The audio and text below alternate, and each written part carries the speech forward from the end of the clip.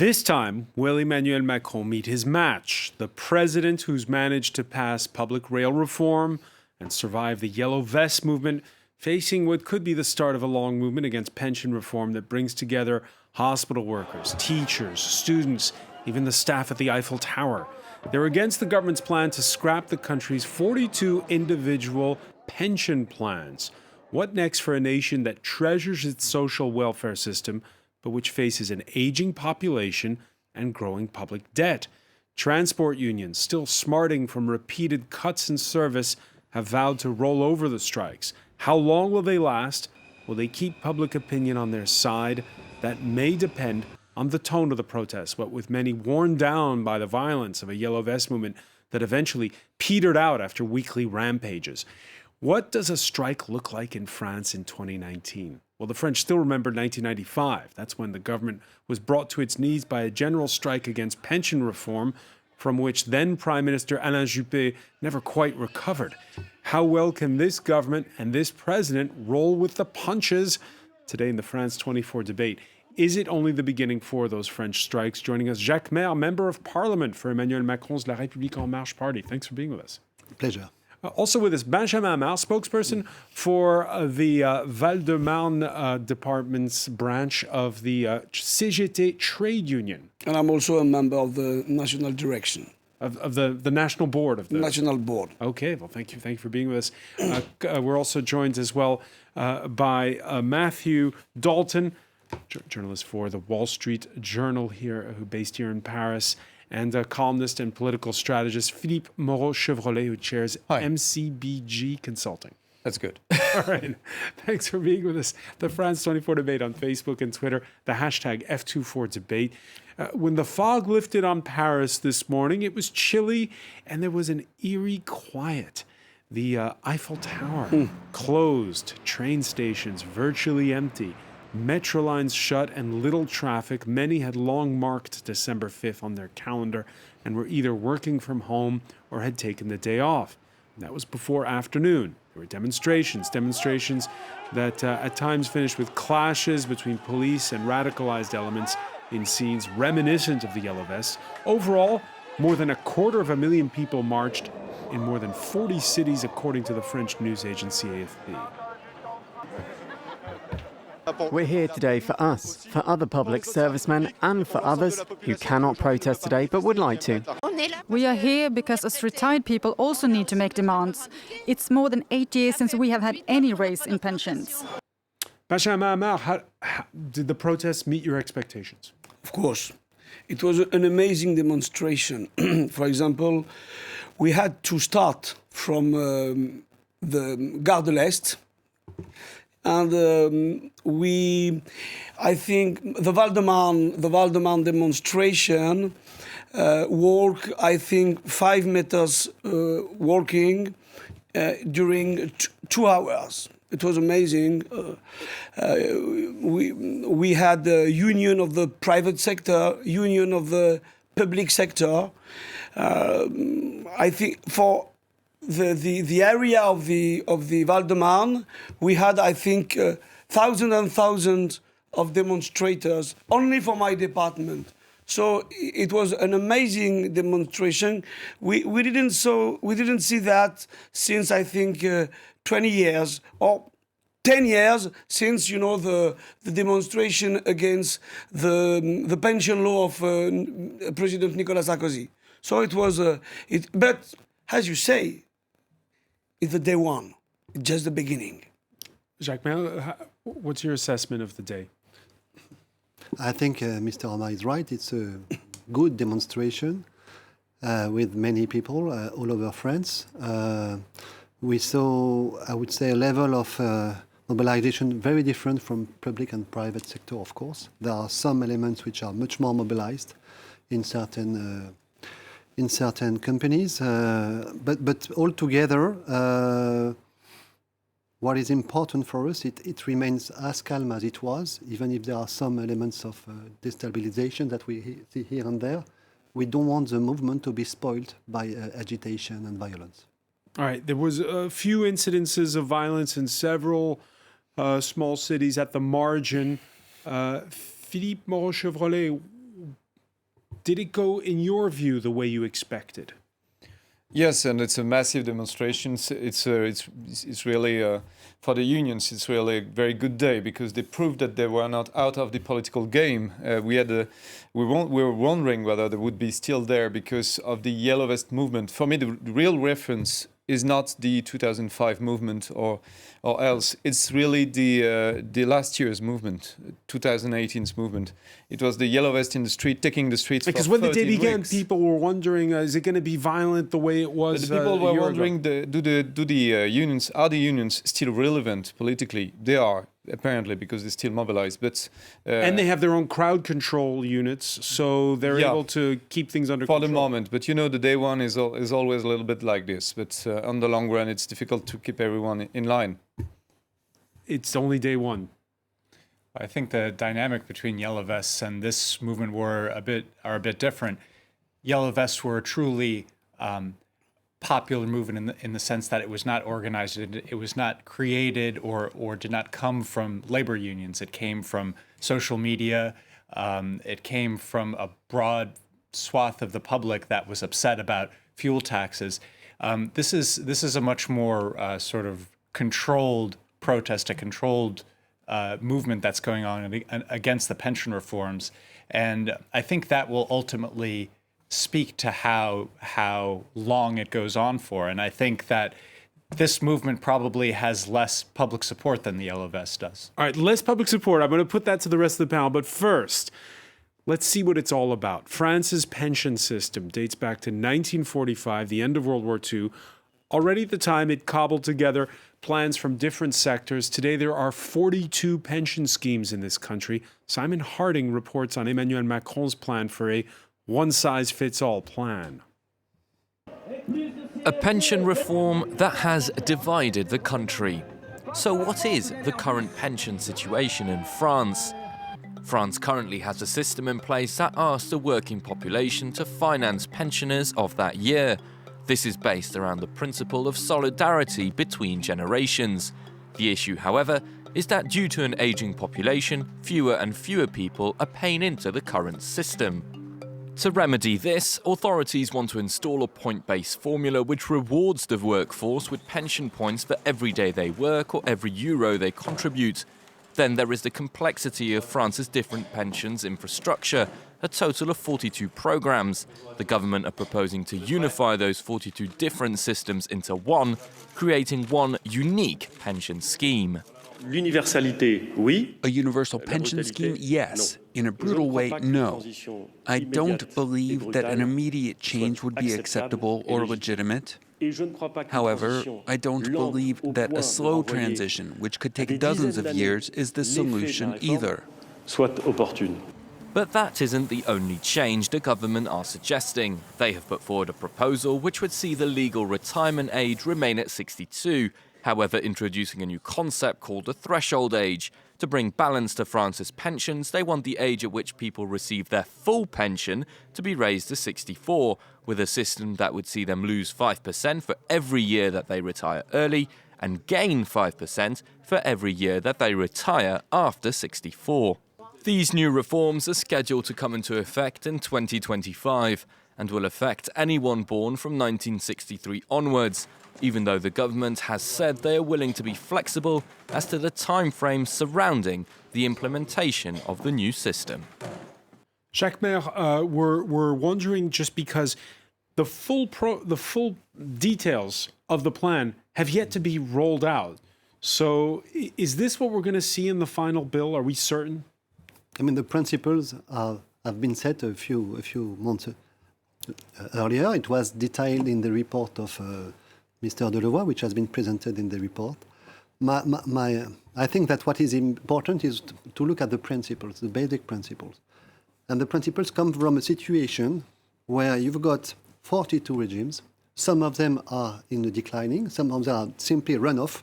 You have people who take pensions, but there are no more people to contribute. And you have other populations which are in a growing sector, as an example.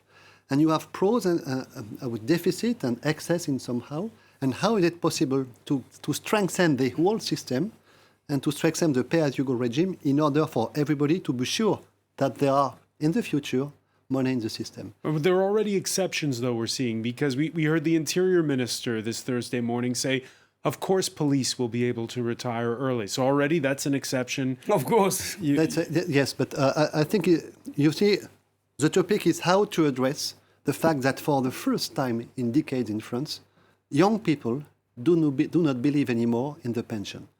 Today, for the first time in French Republic, young people below 25 think that they will only rely on the money they have put aside. What? Because they know that the career are no more linear. They know that there will be times for, I would say, unemployment, time for training. They know that there is also self-employment which is developing. And so the principle of a linear career where you stay in that same company and we get more and more money because of the aging is no more the case. So how to address this situation where you have a destructured economy and you want to create solidarity? That was the reason why the regime was not reformable. It has to be, I would say, reset completely with something which is clear, transparent, and everybody knows exactly what it will get.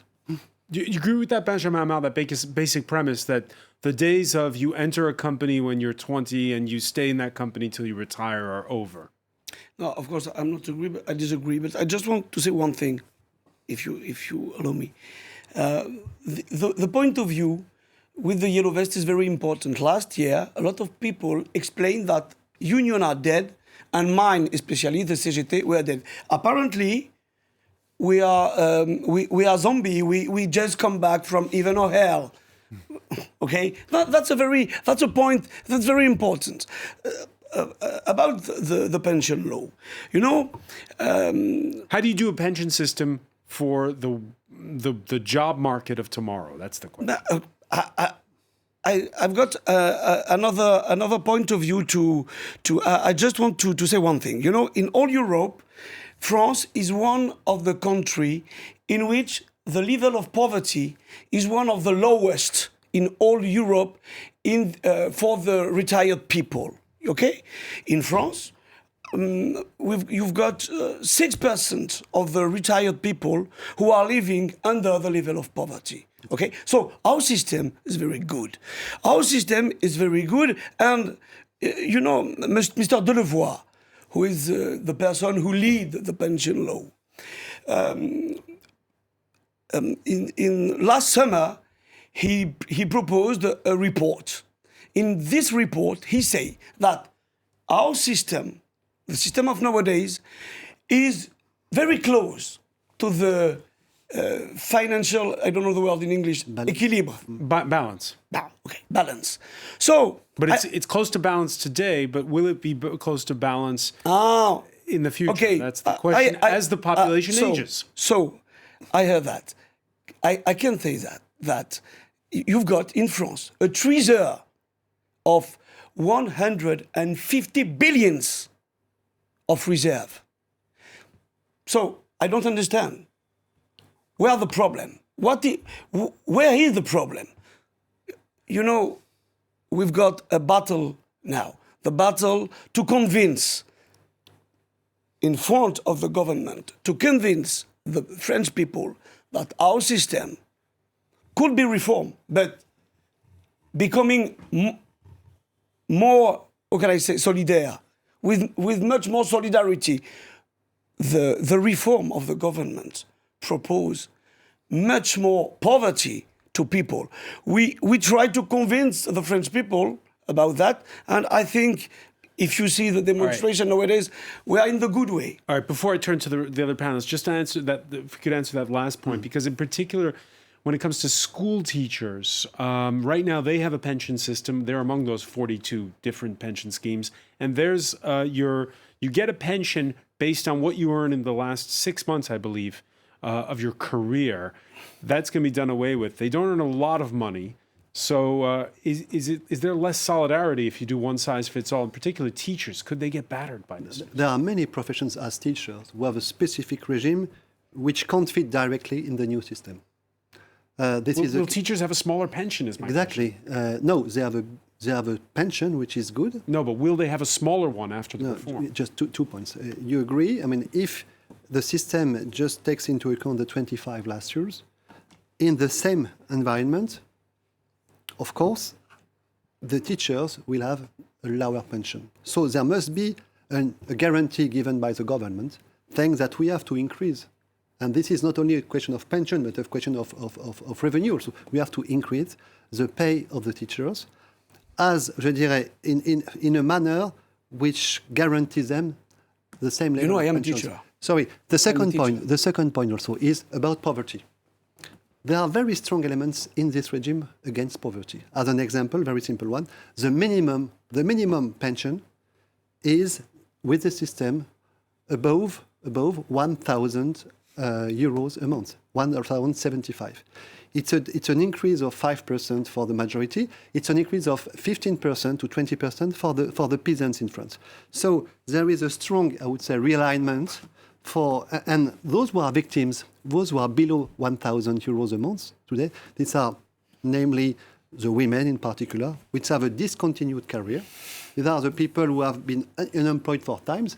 And what is very new in this system is even if you are in unemployment and even if you are in a moment of raising the children, then you've got some elements of contribution which contribute to your pension. So this is a basic. Philippe Moreau-Chevrolet, is that the perception of the reform? No, it's like a little bit like François Hollande. François Hollande was explaining very complicated things in a very complicated way, and nobody got it. More than And 1,000 euros a month. Remember that, he was mocked for that. Well, it's unfair for him because, apparently this government has the same trouble explaining simply very complicated things. Of course, the pension reform is complicated, but from scratch, from the beginning of your reform, nobody was able to understand it. And it provoked a reaction because nobody trusts the government anymore, not especially because the formal bill has not yet been put before the Council of Ministers. Nobody is able, even in the majority, nobody is able to explain. I can. Yeah, apparently you can, but yeah. Okay, I listen to you. I say this is clear. This is, but when I will listen to another member of the majority, I will have another explanation. No, I don't. Promise, think so. you're the fourth person I listen to, and each time I'm saying to myself, this is very clear, but each time it's different. All right, let's ask the foreigner in the room here. Matthew Dalton, is it clear to you what's going on? It is kind of clear, roughly speaking. I think that because this is a problem or a perceived problem that many different countries are facing now in the West, because everybody's population is getting older, people are living longer, birth rates are declining. So every country is dealing with this problem that at some point where the pension obligations are going to become more and more burdensome. And so everybody's trying to figure out a solution. And the solution in some sense always comes down to reducing some benefits, increasing some contributions to the pension system. That's how you fill the gap. But counteracting this sort of, one thing I think that's often forgotten is that our economies, our societies are growing wealthier, workers are becoming more productive. And so that wages are not going up. That's not relevant to this particular issue. A smaller workforce, relatively smaller workforce that is more productive can actually support a larger percentage of retired people, a larger number of retired people. So if you kind of use the wealth properly that the workforce is accumulating, it should be possible that should limit the sort of cuts that you have to do to pensions and the amount that you have to lower raise the retirement age. We're going to pick up on those points. If you take a very quick break, we'll be right back. You're watching the France 24 debate.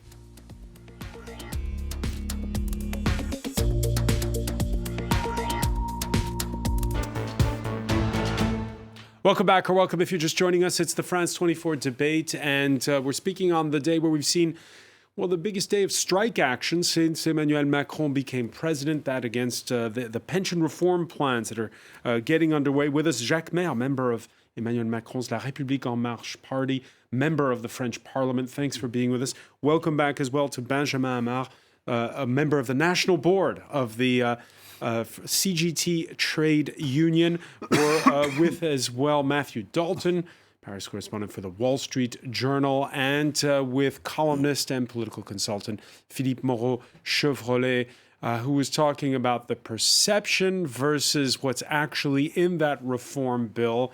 And it's not day one of a strike that matters. It's whether there'll be a snowball effect. Everyone all day has been talking about 1995. Turn back the clock, if you will. It was also cold in December back then. Sam Bradpiece explains. With a nationwide strike now well underway, French history could be set to repeat itself. In November 1995, millions took to the streets to protest welfare reforms put forward by the government. Paris was crippled and transport ground to a halt as people were forced to find a different way to work. Behind the outrage, the surprise announcement of sweeping welfare reforms by the then Prime Minister Alain Juppé. He sought to bring the public pension system in line with that of the private sector. On the 15th of November 1995, he defended his proposals before Parliament. We will achieve what we haven't been able to for the last 30 years. We must pass this reform. We must do it now and all together. Macron's passion for reform is reminiscent of Juppé's. But the anger that derailed the plan of 1995 also exists today. As happened then, France's two main railway companies have launched strike action. When tensions reached a boiling point under Juppé, Éric Woerth served as his advisor. We hoped that the festive period would help ease tensions and bring us back to the negotiating table to discuss the reforms. But because of Chirac's abrupt decision, that time was taken away from us. While Juppé ultimately conceded to protester demands, Macron's proposals were key to his presidential bid. It remains to be seen which side will back down. So, Jacques Mel, full disclosure, how much have you heard the words 1995 mentioned since this pension plan started? It's true that we've got some parallels in terms of mobilization, but this story started in a completely different way because what is proposed now is not what was proposed at this time. At this time, the management by anxiety. Okay, you know, when in France you want to go through hard measures, then you frighten people and say to them, be careful, if you don't accept, there will be a shortage of money, there will be bankruptcy in the system. Here, that is not what we say. We say that there is an injustice, there is something which is not adapted to the situation of people, not adapted to the situation of new families, and this is a positive reform that we want to implement. And then, of course, there is the daily life of budget issues that we know, but the topic is very different. And that's why today, I would say, I wouldn't be sure about the coalization of all the categories. I'm not sure of that. I think, for example, 66% of the French people are against the special pension schemes for, I would say, public companies. So we don't want to stigmatize. We don't want to say, okay, you are a bad guy, you are guilty. We just want to say there is an opportunity now, like in 92, 93, where we build the CSG, where we build the national universal health system, as an example, because that didn't exist at this time. So it's a kind of Rockardian reform, in fact. Social Democrat reform. Exactly. It's a social democrat reform, so that's why it makes the things very different. Philippe Moreau-Chevrolet, is 2019 very different from 1995?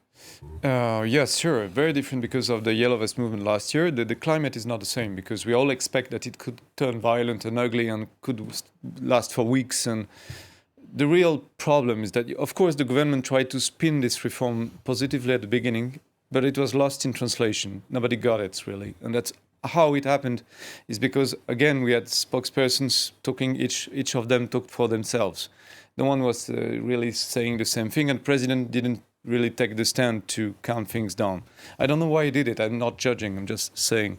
And it's different because we all experienced last year as a very traumatizing period for the country. I mean, our capital city was blocked for 13 weeks by demonstrators, very violent. The police was equally violent.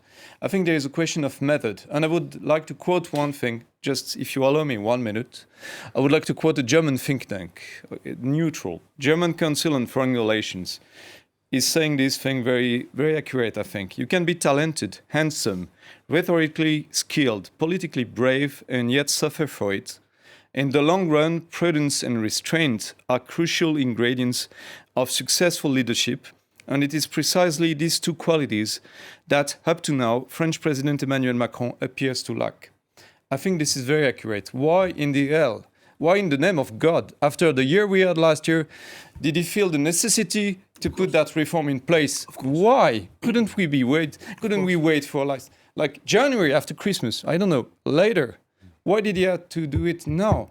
That's what is very surprising. We just exited a crucial crisis, traumatizing crisis. Nobody, even on the right side, do want to go in that hell again, because yellow vest protesters were not. We couldn't speak with them. There was no. Just briefly, tell us about the timing. Why now? Why the need to do Why it now? couldn't you do it later? January, give us a break until the. It's very clear. I mean, it has been announced during the election campaign in 2017. There was even at this time a date for the submission of the law, which was December 2017. It was an underestimation by large of the complexity of the topic. Then it was prepared, and things were ready just before the Yellow Vest movement, in fact. Things were ready, I would say, at the end of 2018. We were ready, the bill was ready. Not the bill, but the project was ready. Yeah. Then everything was on fringe, of course, or freeze, for 1 year because of this movement. But what we feel, and I fully share your view, I mean, and I fully share even the analysis of the German, I would say, think tank, which is what is missing for me. So what is missing for me is capacity to create alliances. Exactly. To mobilize, I would say, alliances. We agree on that. Because I'm sure that this project could have been, I would say, taken aboard by the unions which represent a majority of people. And for me, it's a missed opportunity. It's not too late, but that is something which is missing in our engineering. Your trade union has been more hardline when it comes to negotiating with the government. Under what circumstances do you think that you could pick up the mantle from what Jacques Maire says and sit down and around the table flesh out some kind of compromise? We were with the government during 2 years, during the negotiation, but it was not true negotiation.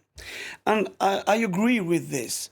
You know, the government say, after the Yellow Vests, we are now in a second time, the social time. And we have this pension law, which is a disaster. Why it is a disaster? I want to explain one thing which is very simple.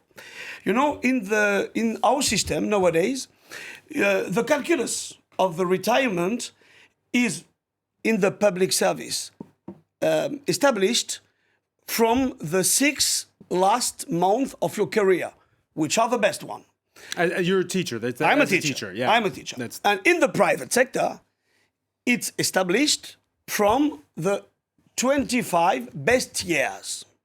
With the reform of President Macron, the calculus is established all along your career.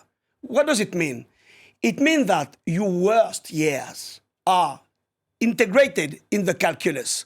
For example, if you've got, you were unemployed during years, if you were, for example, you had no work during years, in the system nowadays, these years are not integrated in the calculus.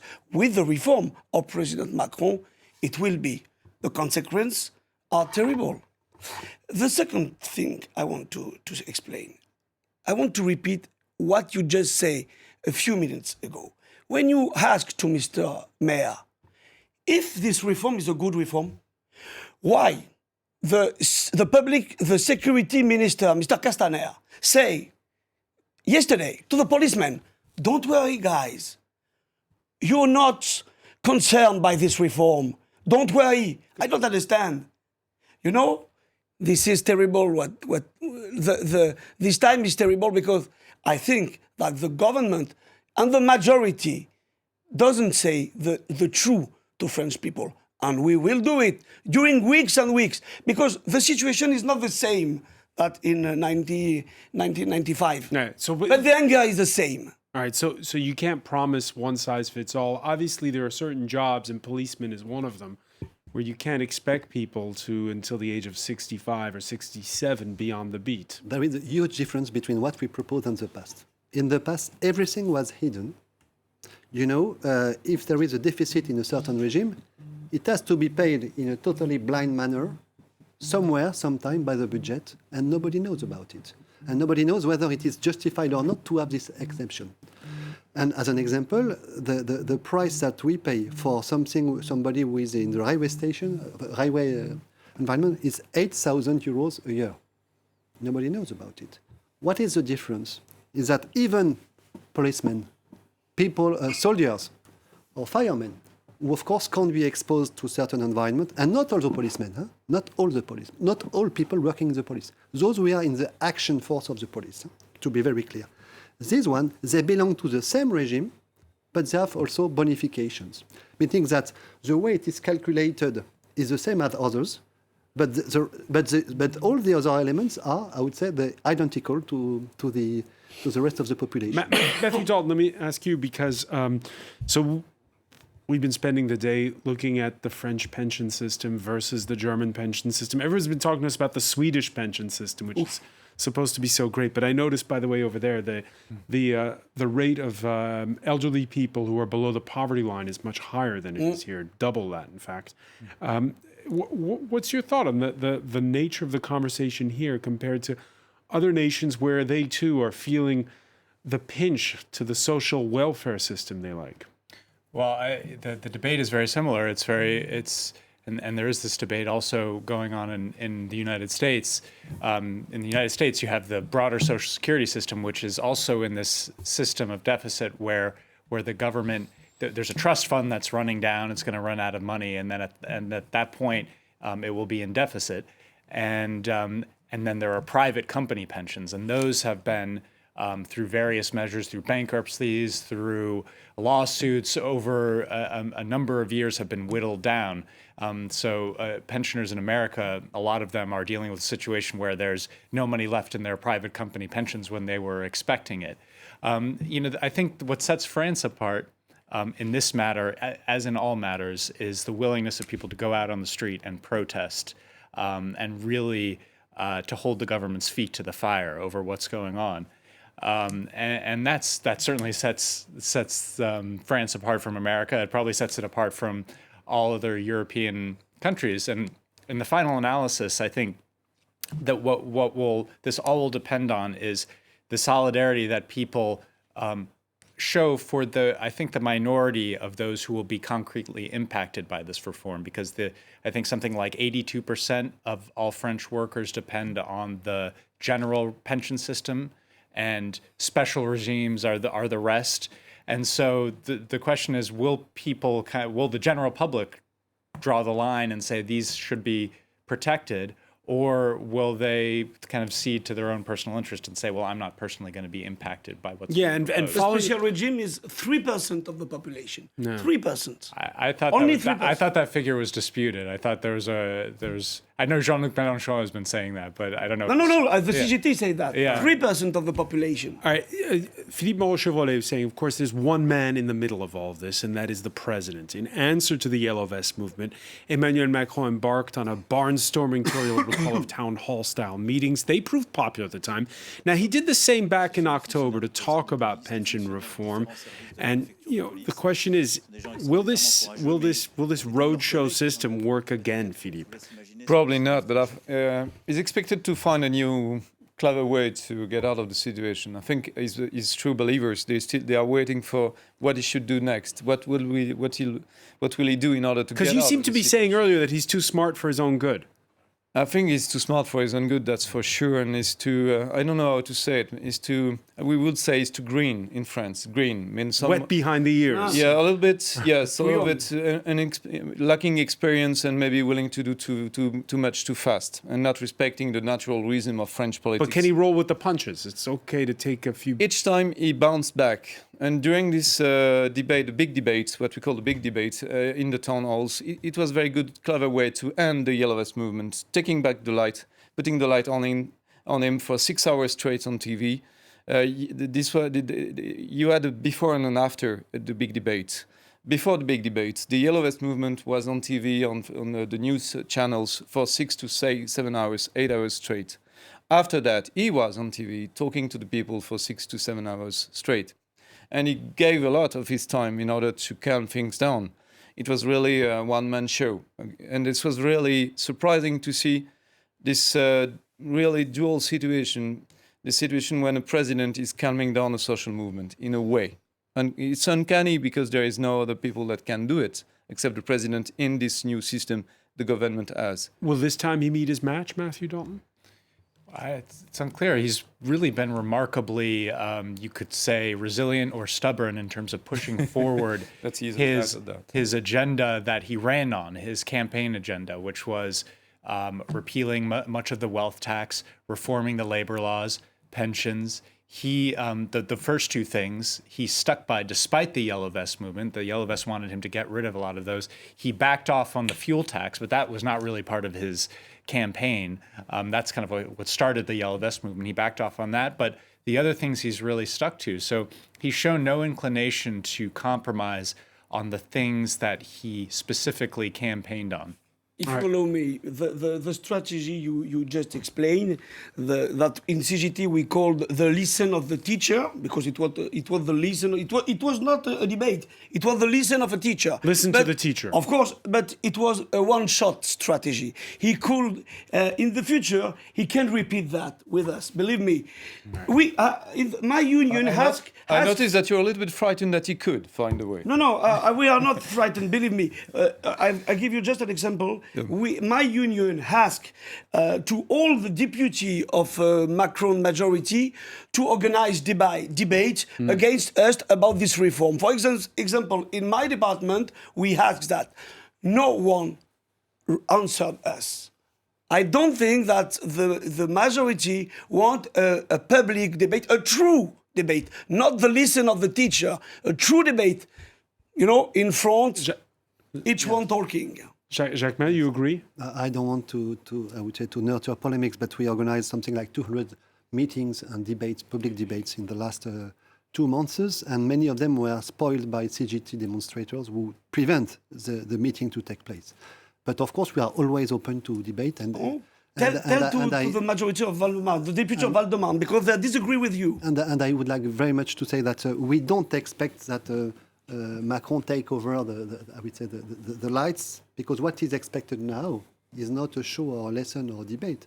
What is expected from the people, from the union, it's precisions about the request of the unions, about the people, and this precision will come.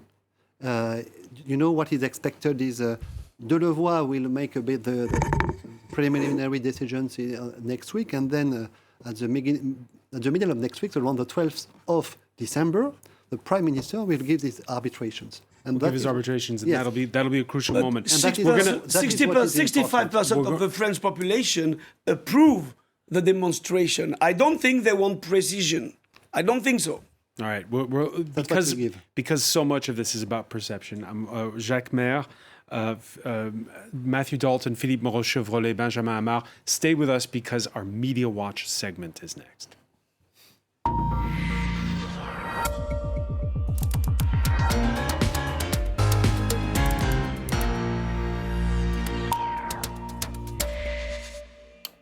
And we say hello to Emma James. Hi there. So it is only day one. It is only day one. Is this going to be the biggest of all of the days? That's what everyone's really waiting to find out. It is, or was touted certainly, as the biggest strike action in France since 1995, certainly since I've been living in this country. And there has been a lot of disruption, but a lot of people very much taking it in their stride. Now, the latest figures from authorities say 450,000 people were out on the streets across the whole of the country. We're still waiting for the final figures, which are likely to be somewhat higher, and obviously the unions are going to say it's considerably higher than that. As for the French cartoonists who've been taking a look at this, I enjoyed the take of Nar. He says it's minimum service for his drawing of the day. Poil au nez, which I believe is basically a rude response to someone saying, you should respect me. And it's just a silly pun that exactly. Children make. So there we go. Elsewhere, we have this from... yes, indeed. It doesn't work terribly well in English. The cartoonist Cac has this one saying that Emmanuel Macron has 3 options. He's portrayed him here as a Napoleon-type figure. We can either do... Sorry, Caesar-type figure. It could be Napoleon. Indeed. He's usually done as one or the other. rather, by cartoonists who don't like him very much. He's got three options: do all of the reforms to retirement, some of the reforms, or the third one is beat a retreat, because of course retreat and retire is the same word in French. Again, another one that doesn't work terribly well in English. Perhaps I should stop doing all this. We have fewer words in French, so more puns. Yes, indeed. Okay. It is a rich vein to mine.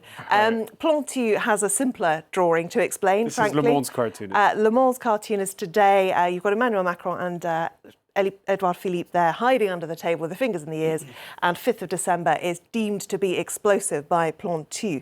Was it really as explosive as all that? It's up for debate, I think it's fair to say, because there was talk of bringing the country to a standstill. This was a photograph taken at 7 a.m. in Paris this morning. There is no one here. It's the best day to drive a car in Paris. Absolutely, it's quite But incredible. it's day one. It's day one. Yes, however, BFM, the French TV channel, has been looking very closely at Citadin, which is a website that tells you exactly how many kilometres of traffic jams there are in the French capital. And ordinarily, on a day like today, it would be 250 kilometres of traffic jams at 8 a.m. Today, there were 94. So clearly a lot fewer people on the road. By 9:30, it was down to just 28 kilometres of traffic, which is just unheard of, frankly, in the French capital. I was out and about, unfortunately for me, left really, really early, and then didn't actually have any trouble at all and got where I was headed in half an hour. So it was just slightly frustrating. So let's all go back to work then. Well, indeed. This person not alone, I think, in having taken the day off. When my alarm went off this morning, but there's a nationwide transport strike, lots of people, I think, taking that kind of action this morning, because this is something that people were able to plan for. We now know it's going to continue till Monday. Right. We don't know how long it might go on for. They've talked about being prepared to go on till Christmas, maybe even to New Year. So what will people do? They have to go back to work at some point. This gentleman has come up with a very clever reworking of the metro map there. You've got made it into a bike. Lots of people travelling around on different methods of transport. Lots more cyclists in Paris today. Some people using those horrible little scooter things. So yes, lots of people using Bit of different conjecture means. there, Lemon. Well, they're terrible. They're terrible. It's interesting, though, that although the French do seem to have found a way to deal with all this, you can't underestimate the scale of it. So many different groups involved, so many different areas of life affected, schools closed, 90% of trains across the country not running, hundreds of flights cancelled, Eurostar cancelled too. I won't be going to London this weekend, thank you very much. And so it is a huge, huge strike. Joining them on the front lines, you'll notice here, the sapeurs-pompiers or firefighters, who have a very important role to play in French society. They have been applauded for taking to the front lines of the protest with other people here in Avignon and in Paris as well. These scenes where they were actually seen to push back police trying to corral the protesters. It's something they do a lot with protests here in France, basically trying to block them off, keep them all in one area, and the firefighters actually push the police back. So they are really the everyday heroes of these protests, I think it's fair to say. The police not joining in because their pensions have been safeguarded. Christophe Castaner, the Interior Minister, telling them last night, nothing's going to change for them. Very heavy police presence. So you really need them on your side, it has to be said. 6,000 drafted in to take part. This cartoonist, Pierre Balouet, has two police officers chatting to one another, and this guy says, boss, my grandmother hit me with this. And it is a protest because, of course, the police aren't protesting, but grandmothers are joining in. What we're beginning to see, sadly, is a scene that we have seen so much of in recent months. Certainly some violent scenes, fires being set, reports of some injuries and the like, tear gas being fired by police too. Philippe Moreau-Chevrolet, again, this issue of perception now. We've had this debate often. So if you have 250,000 people or 500,000 people, but they march peacefully in the street, do they get their way? Is it better, if I'm being callous and cynical, to have fewer people who smash shops? There will be both, I guess, if the movement lasts. That's the problem for the government. It could go back to violence. But violence as a PR strategy, is it the norm now? It has proved last year that you could be violent and popular. The movement got more violent by the day. and it got more popular by the day. It didn't lose popular support from being violent. That's a new thing. But we're That's also uncanny. seeing the black blocs, as they are referred to in France, who have nothing to do with the protest agenda at all. They are just going out to be vandals. Yeah, that's the problem. The French population, they distinguish between these guys and the other guys. And these guys give publicity to the movement that maybe the movement doesn't want, but it's still there. It's a very complex PR thing. And it's the French have started to like violence because they are really angry. And this climate true. of anger is very uncanny again. It's not That's something totally true. for myself, I don't like it. But it's, I don't really think that, uncanny. but because it's true. We got to be liking violence. I'm sorry may- of interrupting you. It made it That's quite all right. impossible for the government to ignore the Yellow Vest movement. I mean, I think, and that was, after it That's the started, they paradox, started right? breaking stuff and burning stuff. That's when the government started kind of freaking out. But Absolutely. we know that since Victor Hugo, poverty creates violence. That's not new. That's okay. All right. Maybe. On those words, we'll Yeah. leave it there. I want to Yeah. thank you, Emma James. I want to thank our panel once again. Oh. Thank you for joining us here in the France 24 debate.